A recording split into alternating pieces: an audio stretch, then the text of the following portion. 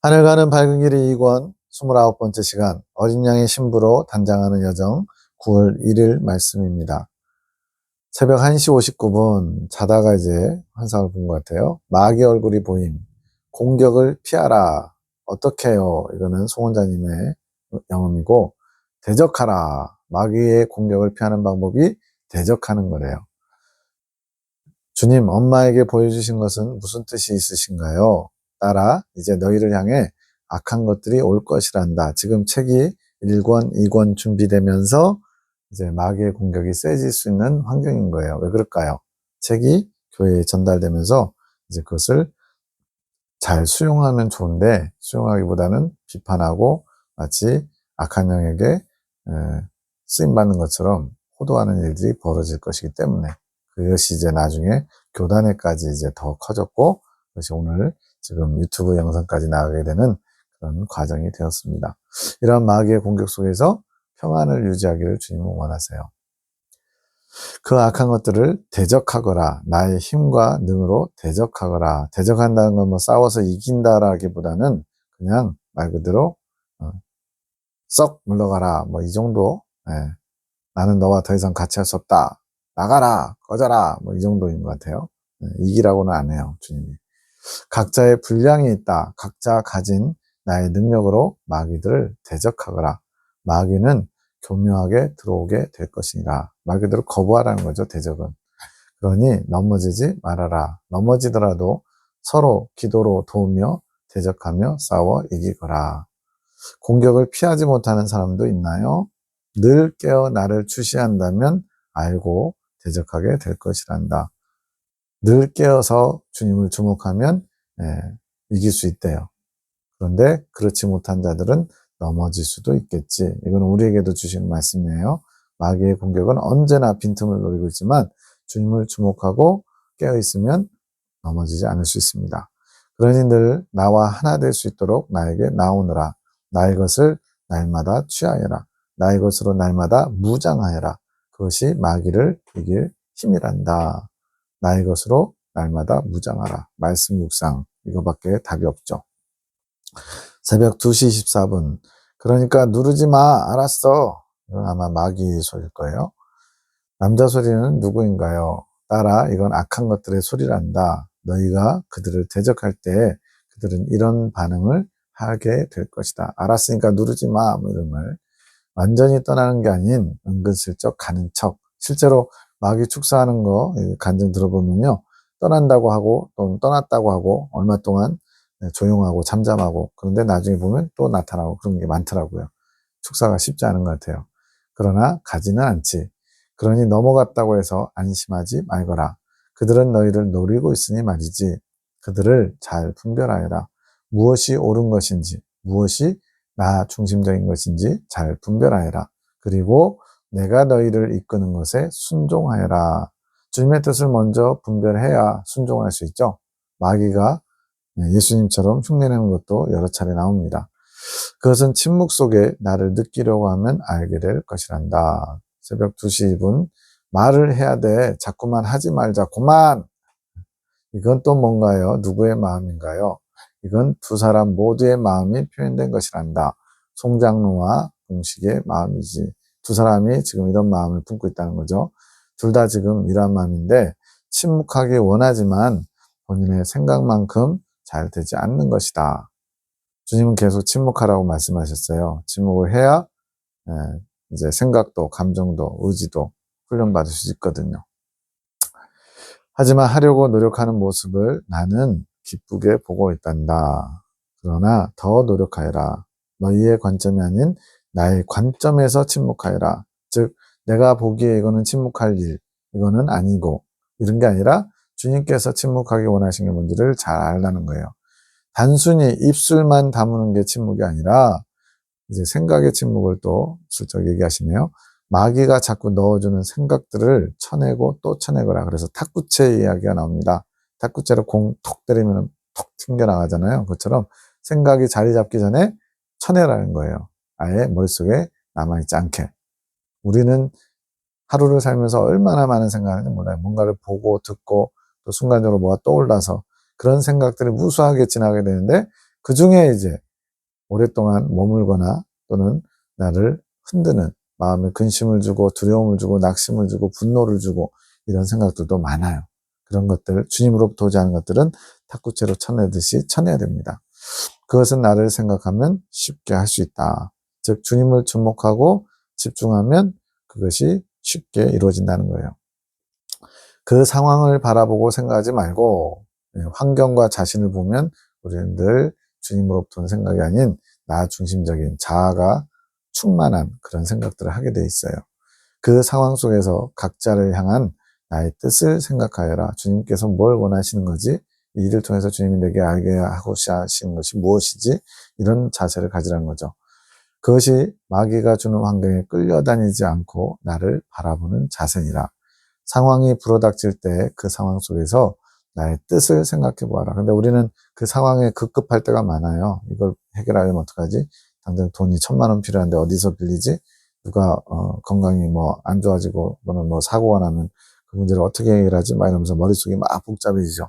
그런 생각을 다 내려놓고 주님께서는 이 상황을 왜 내게 허락하셨을까? 이걸 먼저 생각하는 훈련이 돼야죠. 지금 주님께서 무엇을 원하실까? 나에게 왜 이런 상황을 허락하셨을까? 제가 설명하고 나면 꼭 뒤에 꼭 답이 나와요. 그것에 초점을 두거라. 그리하면 그 상황에 속한 것이 아닌 상황 밖에서 나의 관점을 조금씩 알게 될 것이란다. 자, 아이들이 둘이 연년생이어가지고, 뭐, 4살, 5살 때 보면은, 잘 놀다가 갑자기 아주 사소하고 아무것도 아닌 거 가지고 둘이 막 투닥투닥 싸우잖아요. 심각하게 싸워요. 근데 부모 입장에서는 위에서 내려다보는, 이렇게 관조하는 입장이다 보니까 무엇이 문제인지도 알고요. 어떻게 해결하는지 알아요. 그것처럼 상황 속에 있을 때는 답을 찾기가 어렵습니다. 내 감정, 내 생각이 막 휘둘리거든요. 그러니까 상황 밖으로 나와서 주님의 관점으로, 내 관점도 중요하지 않아요. 다른 사람의 관점도 중요하지 않아요. 주님이 어떻게 보실까? 이거를 자꾸만 초점을 거기에 맞추라는 거예요. 일을 할 때도 시야를 넓혀야 되듯이 나의 시야를 조금씩 넓혀가거라. 그것이 그 상황을 이길 수 있는 방법이니라. 모든 것에서 내 뜻을 구하여라. 그리고 지금 너에게 내가 원하는 뜻이 무엇인지 알고 그것을 위해 힘쓰거라. 이게 답입니다. 내가 너에게 주는 사랑의 메시지들을 보고 또 보고 그 속에서 내 마음을 발견하며 그것에 순종함으로 나에게 더 가까이 나오느라. 그러면 더욱 나의 마음을 알게 되며 듣게 되며 보게 될 것이란다. 답은 이미 주님이 다 여러 번 가르쳐주고 계신 거예요. 주님을 주목하고 집중하고 주님의 뜻을 알기 원하고 주님의 뜻을 알려주세요 라고 간절히 원하는데 네가 알아서 해 이렇게 하시진 않잖아요. 새벽 2시 3분 아야 아파라 송장로님의 소리 전화하면 되잖아. 주님 이건 뭔가요? 송장로가 고통 가운데 있을 것이란다. 그럴 때 그 고통 가운데 고민하지 말고 나에게 나오너라. 전화하면 되잖아. 이게 전화기는 주님과 소통하는 도구예요. 전화가 나에게 나오는 것이다. 나에게 기도로 마음으로 전화를 걸어라. 그러면 내가 너에게 평안을 주며 응답할 것이니라. 그러니까 이미 이렇게 쉬운 방법 또 100% 이루어지는 방법을 알려주는데도 우리가 그걸 미적미적되거나 또는 의심하거나 이래서 잘 쓰지 못하는 거예요. 주님은 당신을 많이 사용하길 원하세요. 언제든지 나는 슈퍼맨처럼 너에게 달려간다. 근데도 이 찬스권을 안 쓰는 거예요. 주님을 사용할 찬스. 나의 아들아, 사람을 보지 말고 그 환경의 배후에 있는 악한 것들을 보아라. 한 가지 더, 그 배후의 악한 것들을 또한 치리하고 계시는, 주관하고 계시는 하나님을 바라보면 모든 문제의 답은 다 나옵니다. 그리고 내 마음을 강팍하게 하는 것들을 바라보아라. 그것들을 대적하여라. 물리쳐라. 너의 마음과 생각을 아프게 하는 것들을 대적하여라. 내 생각과 마음에서 몰아내라는 거예요. 나는 기쁨이요 평안이란다. 평강의 왕인 나를 찾거라. 내가 너에게 응답할 것이란다. 오후 3시 23분 송영진 집사님에서 기도합니다. 당신의 아들을 축복합니다. 마음에 힘겨운 싸움을 하고 있습니다. 뭔가 어떤 과정을 가면서 어려운 마음의 상태가 이루어지고 있나 봐요. 그러나 그 가운데 당신을 향한 아름다운 꽃은 만발하고 있습니다. 그 향내로 당신을 즐겁게 해드리고 있습니다. 어려운데 주님을 향한 꽃내음이 있다. 이건 좋은 거죠. 나 자신의 의지를 꺾고 주님께 나아가는 고통 가운데 당신을 향한 아름다운 꽃이 피어납니다. 그 마음을 당신을 향한 순결의 마음으로 받으셔서 백합화와 같은 꽃내음이 당신을 기쁘게 하는 것입니다. 그 마음이 불타게 하소서. 이런 축복 기도를 많이 해주면 얼마나 영적으로 큰 힘을 실어주겠어요. 꿈, 박 집사님 꿈입니다. 아는 분 도서 책방인가 봐요. 한양도서 사장님 꿈. 서점인데 한양도서 사장님이 보임. 어떤 사람이 와서 수능 문제집을 구매함. 사장님이 나에게도 문제집이 필요하지 않냐고 물음. 나도 책을 구매함. 사장님이 나보고 어디 사냐고 물음. 내가 친정이 시흥이라고 하니 자신도 집이 시흥이라고 하심. 이 고향 사람 만나면 사람들이 관대지잖아요. 내가 시흥에 땅을 잘 사두셨네요. 땅값이 많이 올랐어요. 실제로 마지막 남은 경기도 땅이랄까요? 굉장히 요즘 많이 발전했습니다. 땅값도 많이 오르고요. 사장님이 사둔 땅에 낙엽도 많고 해서 한번 갈아엎어야 한다. 이건 뭐예요? 땅을 새롭게 하는 거죠. 좋은 겁니다.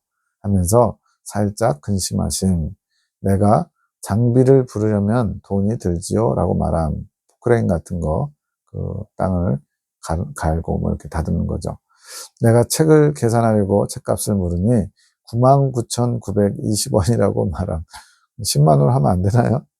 내가 가지고 있는 현금 1,000원을 드리고 나머지는 카드나 계좌로 이체하려고 하는데 현금 1,000원, 나머지는 카드. 아저씨가 9만 원을 받을 생각이 없으신 것 같은 고향 사람이라는 이것 때문에 평소보다 과도하게 친절해서 의아해함. 해석. 주님, 한양도서 사장님이 나온 꿈은 무엇인가요? 한양도서 사장이 좀 까칠하더니 요새는 많이 친절해지지 않았느냐?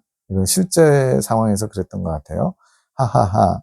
여기서 한양도서 사장이 나온 것은 근래에 너에게 마음을 연 사람의 상징으로 그를 사용했기에 그렇단다. 예수님은 우리 주변 상황을 다 아셔요. 그래서 실제로 박예일 쌤 주변에 그 한양도서 책방 사장님이 까칠했는데 요즘은 좀 친절하게 한다고 그분을 꿈에서 지금 재료로 사용하신 거예요. 그렇게 너희에게 마음을 연 자는 같은 고향을 가진 자다. 그래서 같은 고향은 뭐예요? 본향이죠, 본향. 천국. 자신의 집이 너의 고향집과 같은 위치에 있는 것이지 나의 백성이란다. 그런데 그 사람에게 근심이 있다. 자신의 집이 있는 곳에 집터죠. 제대로 관리되지 않은 상태, 낙엽도 많이 쌓이고 갈아엎어야 된다고요. 너희 존재를 알고 처음에는 까칠하게 굴었던 사람이 마음을 열게 되면 자신의 고민도 이야기하게 된다. 처음에는 불편하게 부정적으로 보다가 점점 마음이 열려서 이제 속내까지 얘기할 수 있는 사람이 된다는 거예요. 그 고민은 결국 너희를 통해 전해주는 진리를 통해 해결되겠지. 네.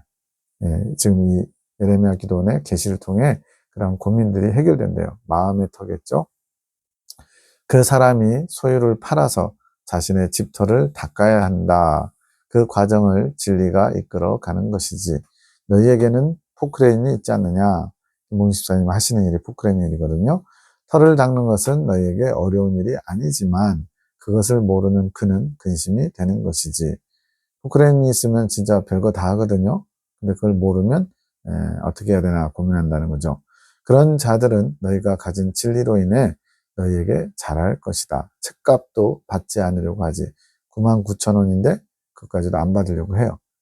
이거는 어떤 그 사람들이 너희를 대접해 준다라기보다는 그런 사람들이 너희에게 마음을 열어서 이제 동참하게 된다. 뭐 그런 얘기겠죠. 손해를 보더라도 잘해주고 싶은 것이란다. 그만큼 마음이 열린 상태가 된다는 것이지. 그런 자들이 너희의 양들이요. 돌봐야 되는 양들이고 동역자들이 되는 것이란다. 두 번째, 편의점 꿈. 편의점인데 내가 진열대에서 음료와 음식을 구매함.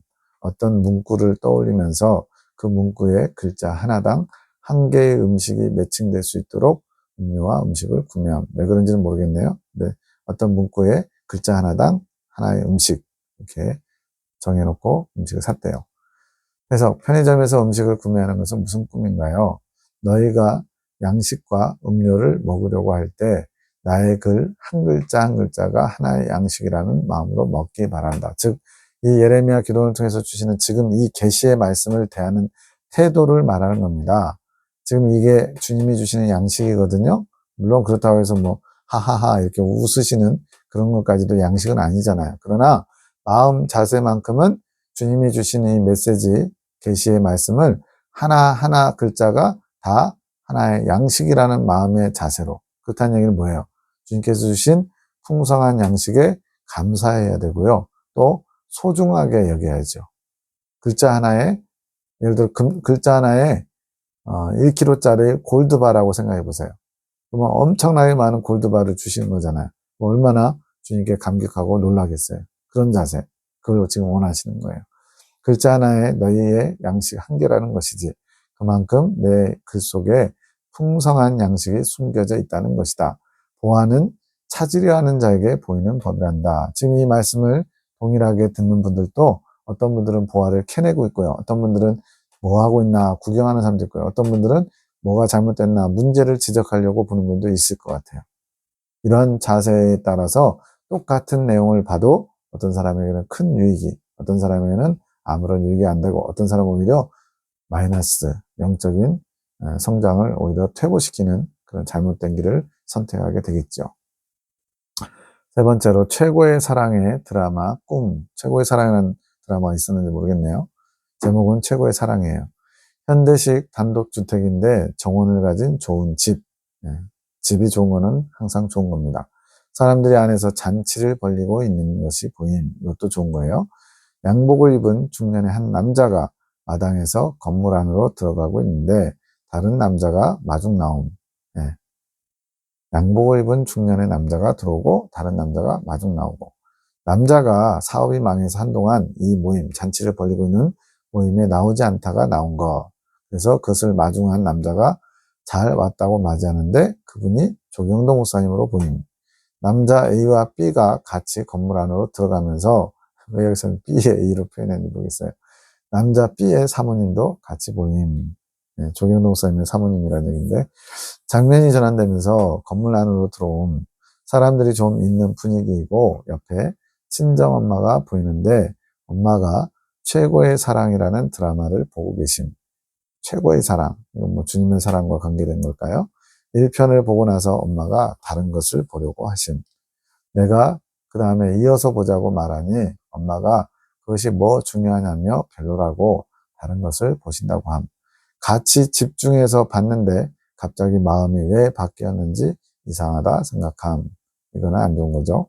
드라마가 재방송하는 것이라서 연속 2회를 할 것 같은데 엄마가 채널을 돌리심. 채널을 돌리는 중에 보니 다음 회를 이어서 방송하는 것이 보임. 이렇게 채널을 돌리다가 2회가 시작되는 걸 봤다는 얘기죠.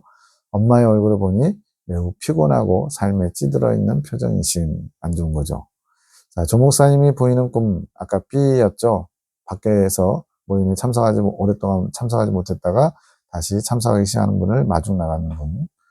꿈에서 그분이 실제로 조 목사님 맞으신가요? 나의 교단, 그 좋은 집, 그리고 잔치가 벌어지고 있는 곳이 교단이래요. 나의 교단이 그렇게 사람을 맞이할 것이란다. 발길을 끄는 동창. 저희 교단도 이제 생긴 지 3, 40년 됐는데, 정말 많은 사람들이 왔다 간 것 같아요. 이 핵심주의가 좋아서, 그러다가 이런저런 사정으로 많이 떠났는데, 그렇게 오랫동안 발길을 끄는 동창을 다시 맞이하는 것처럼 자신의 사정에 의해서 떠난 영혼들을 다시 맞이할 것이란다. 근데 이게 지금 현재 일은 아니고 아직 이루어지지 않은 일 같아요. 이제 이 말씀을 들은 분들은 나중에 이렇게 되는지 한번, 주님의 뜻이 이루어지는지 한번 보면 좋겠어요. 지금은 오히려 지금 예레미야 기도원을 통해 주신 계시를 배쳐가고 있어서 이 상황과는 정반대의 상황이거든요. 근데 언젠가는 다 회복될 날이 올 겁니다. 그들을 포근히 맞아줄 것이란다. 조목사로 보이는 것은 살아있는 영혼이 그들을 맞이할 것을 상징하기에 그렇단다. 즉 조목사님이 살아있는 영혼이래요. 어떤 사람이 살아있는 영혼이냐면 나에 대해 끊임없이 탐구하는 자, 알려고 하는 자가 살아있는 자이지. 왜 이렇게 표현하시냐면 성경의 죽음이라는 것은 창조주이신 생명의 근원이신 하나님과 단절되는 게 죽음이거든요. 그래서 선악과를 먹는 날에 너희는 반드시 죽는다 말씀하셨죠. 그로 인해서 하나님과 관계가 단절된 거거든요. 그것처럼 살아있는 자는 그럼 반대로 뭐예요? 하나님과 관계가 늘 끊임없이 연결되어 있는 자. 그걸 위해서는 끊임없이 탐구하고 주님에 대해서 알려고 하는 사람이 살아있는 자의 표본이라는 거죠. 그런 조 목사님이, 즉 교단이 이제 살아있는 사람이 집 나갔다가 오랫동안 떠나있던 사람을 맞이하듯이 그렇게 맞아들이는 장면이 아직은 이루어지지 않았지만 그런 날이 올 것이라고 알려주는 겁니다. 그런 자가 영혼들이 돌아오는 것을 환대할 것이란다. 그곳이 나의 잔치집이지, 주님이 함께 하시는 잔치집. 그런데 저희 친정엄마는 왜 어두운 표정이셨나요? 나의 잔치집이라고 해서 모든 영혼이 행복한 것은 아니란다. 실제로 뭐 잔치하다 보면은 또 거기서 불편한 모습, 표정을 짓고 있는 분도 있겠죠. 나의 잔치가 벌어지고 있지만 그 안에 그를 향한 나의 사랑과 나를 향한 그의 사랑을 아직 발견하지 못한 영혼이 있다. 그를 향한 나의 사랑, 예수님의 사랑과 또 예수님을 향한 사람들의 사랑, 즉 어린 양과 신부들의 사랑의 그 교류, 그것이 기쁘고 행복한 잔치집인데 거기에 발견하지 못해서 동참하지 못한 영혼들도 있다는 거죠. 그런 영혼들은 잔치를 즐길 수 있는 상태가 아닌 것이지, 자리에는 참석하고 있지만 즐기지 못하죠. 내 친정엄마로 상징되는 것은 아직 연단 과정 중에 있고 그 연단이 주는 어두움, 마음의 근심, 두려움, 고통 이런 것들이 커서 그렇단다. 그 어둠이 해결되지 못하면 나의 최고의 사랑에 대해 제대로 즐길 수 없는 것이란다. 아까 드라마 이름이 최고의 사랑이었죠. 최고의 사랑 1편을 봤다. 말 그대로 맛보기 한 겁니다. 그렇지만 더 보고 싶은 마음이 없다. 2편 보자고 하는데 안 본다고 그러죠. 그것은 자신의 문제에 대해서 아직 해결받지 못했기에 그 다음 내용에 대한 소망이 크게 없어서 그런 것이란다. 자, 광야연단 과정 중에 처음 시작할 때는 이긴 자, 이건 열매가 되겠다고 다들 성경의 심리를 듣고 출발했거든요. 저도 처음 사경에 듣고서 97년 1월에 듣고서 나는 내 삶의 목표는 이건 열매야 이러면서 했는데 몇 년 지나고 나니까요. 그게 어느덧 다 어디로 가버렸어요. 도저히 힘들고 어려서 못 가겠다 이러면서 포기해버린 거죠. 그런 소망이 크게 약화되거나 없어진 거예요. 깊은 연단 중에 있는 영혼들이 그렇지. 그러나 내가 악해서 나빠서 그런 연단을 허락한 게 아니라 그 자신의 잘못된 사상 때문에 받는 것이다. 이건 중요하죠. 하나님이 우리를 괴롭히려고 연단 주신 게 아니에요. 사람이 고통당하는 것이 하나님의 본심이 아닙니다. 다만 그의 잘못된 사상을 고치기 위해서 그냥 주님의 뜻이 나타났을 때, 주님의 사상이 나타났을 때 자기 사상을 내려놓고 받아들이면 연단의 환경이 필요 없죠. 순종하고 다 받아들이면 무슨 환경이 필요해요. 근데 못 받아들이니까 환경을 통해서라도 깨뜨리시는 거예요. 그래서 그러한 고착화된 사상, 자기 중심적인 고집스러운 사상이 강하면 강할수록 단단하게 굳어진 사람일수록 환경이 힘들 수밖에 없어요. 단단한 콘크리트 깨뜨리려면 엄청나게 큰 해머로 부셔야 되거든요. 그것도 안 되면 포크레인으로 부셔야 되거든요. 그것처럼 자신의 잘못된 사상 때문에 연단받는 겁니다. 깊은 연단 중에 있는 이유를 모르고 또 알더라도 그 이유가 용납이 안 돼서, 이거는 자기중심적이기 때문에 그래요. 연단이 깊어지는 것이지. 저희 친정엄마가 그러신 건가요? 아니, 내 친정엄마는 잘못에 대해서는 겸손한 마음을 가졌다. 잘 인정한다는 거죠. 다만 그녀는 자신의 생각 너머에 있는 더 광대한 나의 영역에 대해 지각이 없기에 소망하지 못하는 것이란다. 아직 잘 몰라서 그런다는 거죠. 환경에 대한 눈이 더 발달되어 있어서, 즉 눈에 보이는 환경에 영향을 많이 받는다는 거예요. 그렇단다. 너의 친정엄마는 좋은 게 많다. 본인이 우둔하다고 생각하여 높은 것을 사모하는 마음을 먹을 수 없는 것이지. 나 같은 게 뭘 이러면서 높은 천국, 삼층천, 익은 열매, 14만 4천, 이긴 자 이런 거를 소망하지 못하는 거죠. 그런데 그것도 교정받아야 된다. 내가 안 된다 스스로 할 게 아니고 주님이 안 된다, 너는 깜냥이 아니다, 그러면 어쩔 수 없어요. 주님이 그렇게 하셨으면. 근데 주님은 허락하셨고 오라고 하셔요. 누구든지 모든 사람에게. 근데 우리 스스로가 그것을 제한하고 있는 거죠. 그 일이 일어날 것이란다. 교정받는 일. 자, 또 다른 계시, 이번에는 이제 환상을 이제 풉니다. 에녹자매가 해석합니다. 나사못 여러 개가 보여요. 참 간단하죠. 단순하죠. 꿈은 뭔가 스토리가 있고 긴데 환상은 되게 간단해요. 한 줄이면 끝납니다. 주님, 이 환상은 무엇인가요? 나사못으로 너희의 마음을 잘 수리해야 한단다. 보수공사를 잘해야 하는 것이지. 저도 뭐 집수리나 이런 건물 수리 잘 못하지만 그래도 혼자서 이제 뚝 떨어진 데 살다 보니까 그냥 아주 기초적인 것은 해요. 드릴하고 나사, 뭐 전기톱 이런 것만 있으면 좀 애지간한 거는 또 조금씩 고쳐서 씁니다.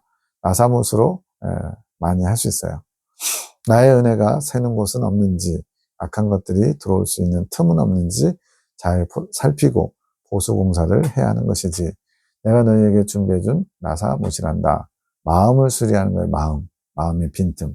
너희 마음의 수리를 잘해야 되지. 수리하는 과정은 아플 수 있단다. 나사못이 막 회전하면서 들어가면 아프겠죠. 고통스럽겠죠. 힘들 수도 있고 귀찮을 수도 있지. 하지만 그것을 이기고 내가 준비해준 나사못으로 너희 마음의 방을 잘 수리할 때 더욱 내 안에 안전히 거하게 되는 것이란다. 나의 것을 받아먹고 누릴 수 있게 되는 것이지. 내가 주는 은혜를 받아도 집이 허술하면 흘러나올 것이고, 그렇죠. 기껏 열심히 틀을 만들었는데 틈새가 있어가지고 다 새버리면 허망하죠. 악한 것들이 도둑같이 너희 것을 빼앗아 가게 되는 것이지. 그래서 모으는 것보다 받는 것보다 지키는 게 더 어려워요, 사실은.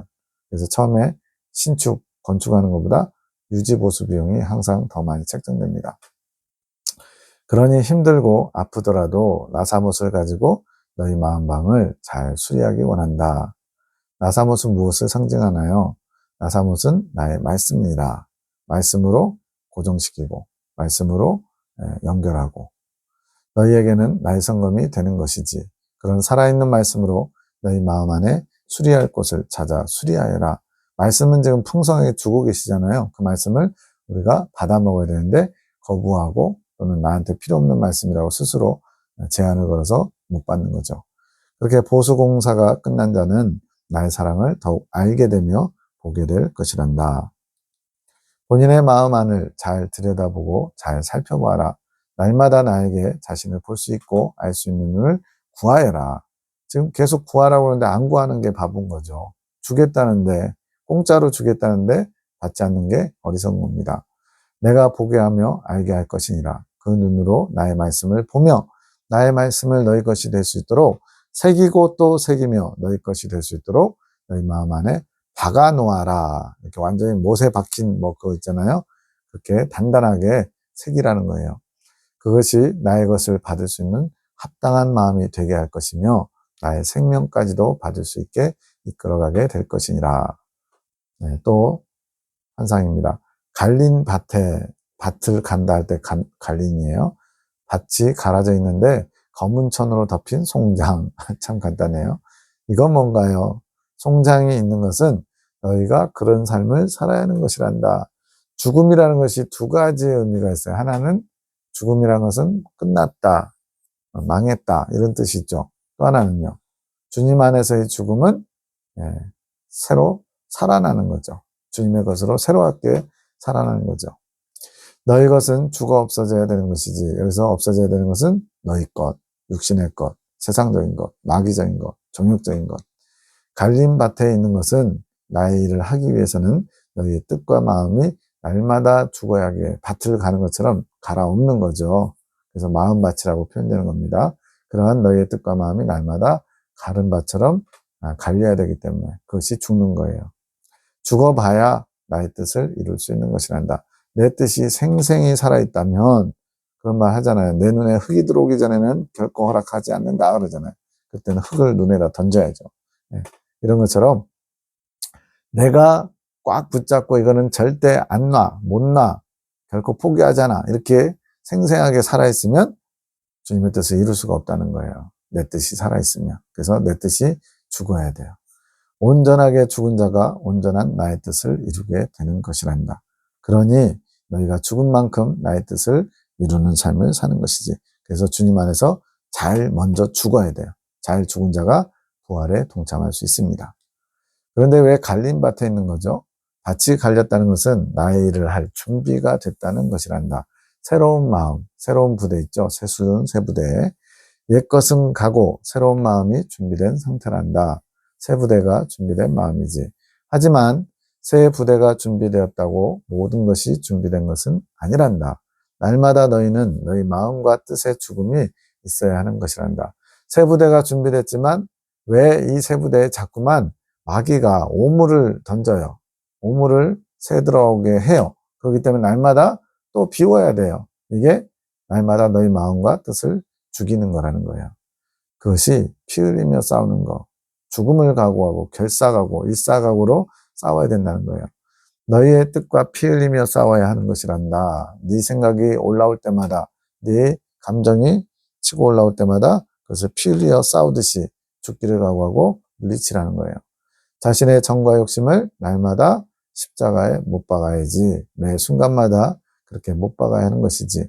본인의 생각과 감정과 의지까지도 모두 못 박아야 하는 것이란다. 이게 바울이 얘기한 나는 날마다 죽노라 그거죠. 나의 온전한 뜻을 이루기 위해서 너희는 그렇게 날마다 매 순간마다 죽어야 하는 것이란다.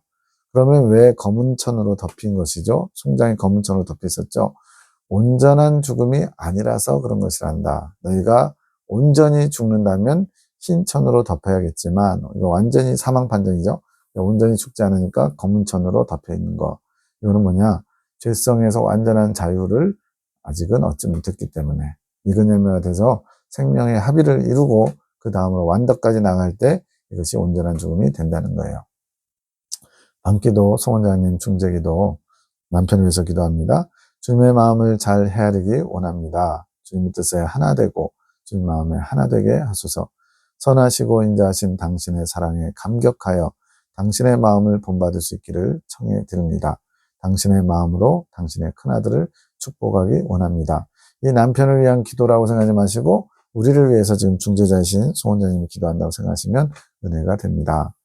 저의 부족한 눈을 감싸셔서 큰아들을 향한 당신의 뜻을 보고 듣게 하소서. 올바르게 당신의 뜻을 알게 해달라는 거죠. 그의 마음을 축복하심을 감사합니다.